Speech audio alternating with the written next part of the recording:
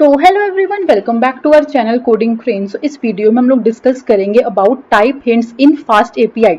तो हमने इस कोड में क्या लिखा है, हमने सबसे पहले विजुअल स्टूडियो कोड खोला और वहां पे मैंने एक फाइल बना दी टाइप हिंट्स डॉट py के नेम से, और वहां पे मैंने एक ये फंक्शन लिख दिया। ये फंक्शन क्या है? फंक्शन का नेम है डिवीजन। बेसिकली ये सिंटेक्स है फंक्शन का, डेफ स्पेस फिर फंक्शन का नेम, और यहाँ पे मैंने दो पैरामीटर्स की वैल्यू दे दी और फिर मैंने रिटर्न कर दिया a डिवाइडेड बाय b। अब जब मैं इस कोड को रन करूंगी ना, तो मेरे पास कोई भी एरर नहीं आएगा, बट इसकी हम लोगों को आउटपुट भी नहीं आएगी। वो आउटपुट क्यों नहीं आएगी? क्योंकि यहाँ पे हमने सिर्फ फंक्शन की डेफिनेशन लिखी है, बट हम लोगों को इस फंक्शन को कॉल करना पड़ेगा। तो हम लोग लिखते हैं प्रिंट। प्रिंट के अंदर ही हम लोग इस फंक्शन को कॉल करेंगे। और अब यहाँ पे ध्यान से देखना, हमने वैल्यूज देनी है दो। अब देखो यहाँ पे हम लोगों को हिंट्स मिल रहे हैं किसके? टाइप के। टाइप मतलब डेटा टाइप्स। ओके, तो यहाँ पे दो वेरिएबल हमने यहाँ पे लिखे a कॉमा b, और यहाँ पे भी वही दे रहा है कि आपने a और b में दो वैल्यूज देनी है। बट यहाँ पे देखो उसने लिखा है एनी। एनी का मतलब कि आप कुछ भी दे सकते हो, चाहे वो इंटीजर हो, चाहे वो स्ट्रिंग हो, चाहे वो लिस्ट हो, कुछ भी। तो फॉर एग्जाम्पल मैंने यहाँ पे क्या लिखा, 2 कॉमा हेलो। ओके, अब मैं इस कोड को यहाँ पे रन कर रही हूँ, तो अब यहाँ पे आप देख सकते हो मेरे को एक एरर मिल रहा है। वो क्या एरर मिल रहा है कि आपने रिटर्न किया a divide by b, but आपने दिया क्या? एक इंटीजर और एक दिया स्ट्रिंग। तो ये तो कभी पॉसिबल ही नहीं है। अगर हमें डिवाइड करना है तो हमको दो नंबर ही चाहिए ना। बट यहाँ पे हमको कैसे पता चलेगा कि यहाँ पे हमने इंटीजर डालना है कि कोई वेरिएबल कि कोई स्ट्रिंग डालना है? अभी तो आपको पता है कि अगर आपने डिवीजन करनी है तो आपको ऑब्वियस है कि आपने दो नंबर ही डालना है, बट कोई ऐसे कोड भी हो सकते हैं जहाँ पे आपको नहीं आइडिया। तो वहां पे हम लोग क्या यूज करते हैं? टाइप हिंट्स का। टाइप हिंट्स फास्ट एपीआई में क्या होता है? अब देखो यहाँ पे हम लोग क्या करेंगे, जब हम लोग फंक्शन की डेफिनेशन लिखेंगे ना, वहीं पे हम लोग इसको बता देंगे कि आपको कौन सा डेटा टाइप की वैल्यू चाहिए। तो आप क्या लिखोगे? ए के बाद आपने लिखा कोलन, दो डॉट्स को बोलते हैं कोलन, और यहाँ पे आपने लिख दिया इंट। ठीक है, सिमिलरली बी के बाद भी आपने क्या लिख दिया? कोलन और दो डॉट्स, मतलब कोलन का मतलब दो डॉट, फिर हमने यहाँ पे फिर से लिख दिया इंट। अब देखना यहाँ पे क्या होगा। अब मैंने यहाँ पे डिवीजन को कॉल किया, और जैसे ही मैं इसको पेरेंथेसिस यूज करूंगी ना, यहाँ पे मेरे को आएगा a की वैल्यू देनी है जो कि होनी चाहिए इंट। ये अब हम लोगों को हिंट्स बता रहा है कि आपने अगर a की वैल्यू और b की वैल्यू देनी है तो दोनों ही क्या होनी चाहिए? इंटीजर। तो अब मेरे को पता चल गया, अच्छा मैंने वैल्यूज दो देनी है और दोनों ही क्या होनी चाहिए? इंटीजर। तो अब मैंने यहाँ पे क्या दिया? 2 डिवाइडेड बाय 8 की यहाँ पे वैल्यू दे दी। और अब अगर मैं इस कोड को यहाँ पे रन करूंगी तो मेरे को आउटपुट आ गई 0.25। तो बेसिकली ये होता है टाइप हिंट्स, कि वो हम लोगों को हिंट्स प्रोवाइड करता है कि आपने वैल्यूज जो दो देनी है वो किस फॉर्मेट में, किस डेटा टाइप में होनी चाहिए, कि इंटीजर में, स्ट्रिंग में, कि सो ऑन। ओके, और यहाँ पे एक छोटा सा और भी फॉर्मेट होता है यहाँ पे कि हम लोगों को आउटपुट कैसे चाहिए। फॉर एग्जाम्पल आपको उसको सिंटेक्स क्या है यहाँ पे बता देती हूँ मैं। स्लीपिंग लाइन, फिर यहाँ पे एरो का साइन, और यहाँ पे आपने लिख दिया फ्लोट। ओके, मतलब इस कोलन से पहले ही आपने ये फॉर्मेट लिखना है। तो ये क्या करेगा? ये होता है आउटपुट का मतलब, कि हम लोगों को आउटपुट किस फॉर्मेट में चाहिए। तो यहाँ पे आपको आ गया फ्लोट, तो आपको यहाँ पे अगर रन करोगे तो आपको आउटपुट भी फ्लोट में ही यहाँ पे आएगी 0.25।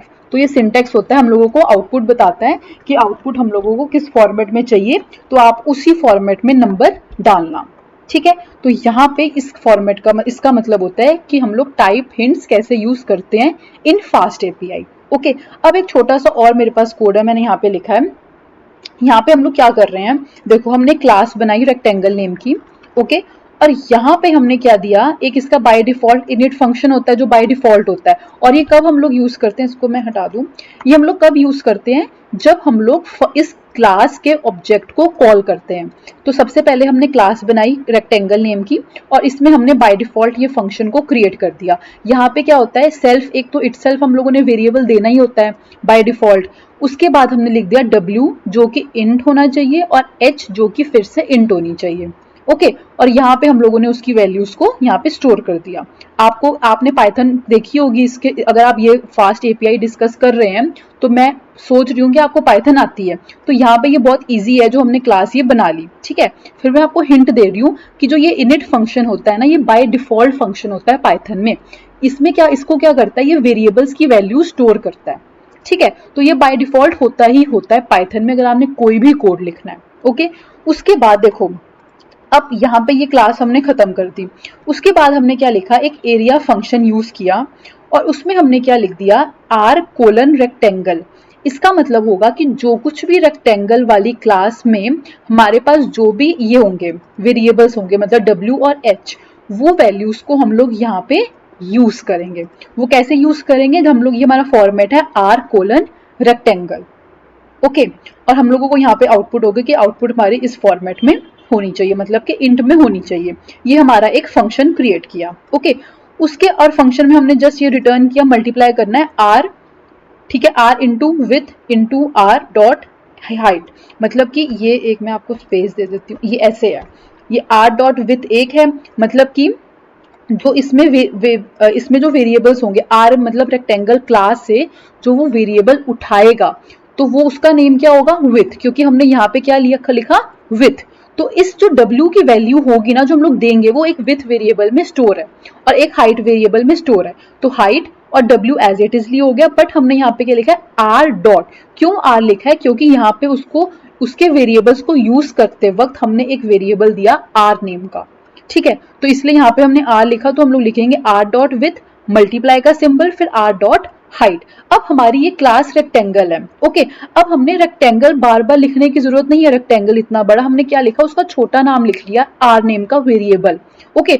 तो अगर हमने इस रेक्टेंगल क्लास के कोई भी वेरिएबल को यूज करना है तो हम लोगों को पहले क्या लिखना पड़ेगा? उस क्लास का नेम। फॉर एग्जाम्पल कैसे होता है? रेक्टेंगल डॉट विथ, ठीक है, ये है। बट हमने यहाँ पे क्या लिखा? उसका एलाइस लिख लिया, मतलब कि छोटा वर्ड लिख लिया R। तो रेक्टेंगल की जगह हम लोग क्या यूज कर लेंगे? R। तो यही हमने यहाँ पे किया, ओके। क्योंकि हमने R क्यों लिखा? क्योंकि वो इस रेक्टेंगल क्लास का वेरिएबल है जो कि हम लोग यूज कर रहे हैं। तो ये हमने एक छोटा सा फंक्शन लिखा। उसके बाद हमने क्या लिखा? इस रेक्टेंगल क्लास को कॉल किया। जैसे ही हम लोग इस रेक्टेंगल क्लास में, कंप्यूटर आएगा इस लाइन में, वो कॉल करेगा और 10 और 20 जो वेरिएबल्स है ना वो इधर जाके सेव हो जाएंगे। अब आप यहाँ पे ध्यान से देखना हमने क्या किया। देखो मैंने रेक्टेंगल लिखा, उसके बाद मैं पैरेंथेसिस यूज कर रही हूँ। अब यहाँ पे देखो हम लोगों को ऑप्शन दे रहा है कि W की वैल्यू भी इंट होनी चाहिए और H की वैल्यू भी इंट होनी चाहिए। क्यों? क्योंकि हमने यहाँ पे ऊपर जो यहाँ पे लिखा है उसको बनाते वक्त इस फंक्शन को, वहां पे हमने वैल्यूज दिया कि वो इंट वैल्यूज ही आनी चाहिए हमको। तो यहाँ पे इसलिए हम लोगों ने इसको कॉल किया। तो अब W में और H में हमारी 10 और 20 वैल्यू जाके स्टोर हो गई। जैसे ही स्टोर हुई तो इस फंक्शन के अंदर हमने क्या किया? विथ नाम का एक वेरिएबल बना लिया और हाइट नेम का। तो जो H की वैल्यू है मतलब कि 10 वो विथ में सेव हो जाएगी और जो 20 है मतलब कि H की वैल्यू वो हाइट में सेव हो जाएगी। उसके बाद हमने प्रिंट कमांड दी। प्रिंट में क्या लिखा? Area equal to. अब जो भी हम लोग प्रिंट के अंदर कोट्स में लिखेंगे ना वो हमारा एज इट इजली प्रिंट हो जाएगा, जो कुछ भी कोट्स में होगा। उसके बाद कॉमा के बाद हमने एरिया को कॉल किया। एरिया क्या है? ये एरिया फंक्शन। उसके बाद हमने R1 दिया। R1 क्यों दिया? क्योंकि ये रेक्टेंगल क्लास का R1 क्या है? ऑब्जेक्ट है। तो हमने सिर्फ उसके ऑब्जेक्ट को पास किया। इसका मतलब ऑब्जेक्ट को पास किया मतलब कि उसकी जो भी वेरिएबल्स है ना वो ऑटोमेटिकली हम लोग इस फंक्शन में यूज कर सकते हैं, ओके। तो यहाँ पे जैसे ही हमने वो मल्टीप्लाई कर देगा, मतलब 10 इंटू 20 कर देगा, क्योंकि विथ हमारी 10 है और हाइट हमारी 20 है। तो 10 इंटू 20 हमारी आउटपुट क्या होगी? 200। तो जैसे ही हम लोग इस कोड को रन करेंगे हमारे पास यहाँ पे आउटपुट आ जाएगा एरिया इज इक्वल टू 200, ठीक है। तो ये कोड आपको समझने की जरूरत नहीं है कि कोड क्या लिखा, जस्ट आप ये समझो कि हमने यहाँ पे टाइप कास्टिंग कैसे की और you can say type hints का हमने कैसे यूज किया। यहाँ पे हमने इनिट फंक्शन लिखा, तो जब हम लोग इसको कॉल कर रहे थे तब भी हमसे ये मांग रहा था कि आपने इंटीजर ही देना है, ठीक है। और यहाँ पे हमने क्या लिखा कि आउटपुट जो है वो इंट में होनी चाहिए। तो आप यहाँ पे देख सकते हो कि हम लोगों को आउटपुट क्या आ रही है? 200, जो कि हमारी है इंट फॉर्मेट में, ठीक है। तो ये हमारा थी discussion of type hints in fast API. Next video में हम लोग नेक्स्ट टॉपिक डिस्कस करेंगे। Thank you.